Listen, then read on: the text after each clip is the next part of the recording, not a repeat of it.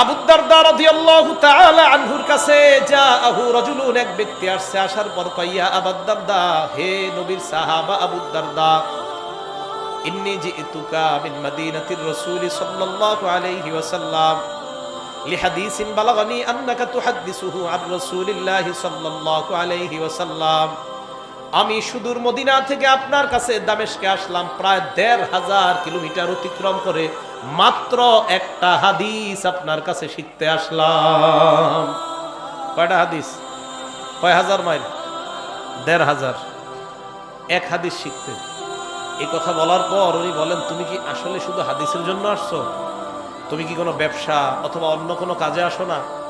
উনি জবাব দিলেন, মা জিতু লিহাজা, আমি অন্য কোনো প্রয়োজনে আসি নাই, আমি এই ১৫০০ কিলোমিটার অতিক্রম করে আপনার কাছ থেকে শুধু একটা হাদিস শিখতে আসছি। সুবহানাল্লাহ। আর একটু জোরে বলেন। দেখছেন আজকে কেন বলছেন জানেন? আপনাদের মাঝে শিক্ষার আগ্রহ কম।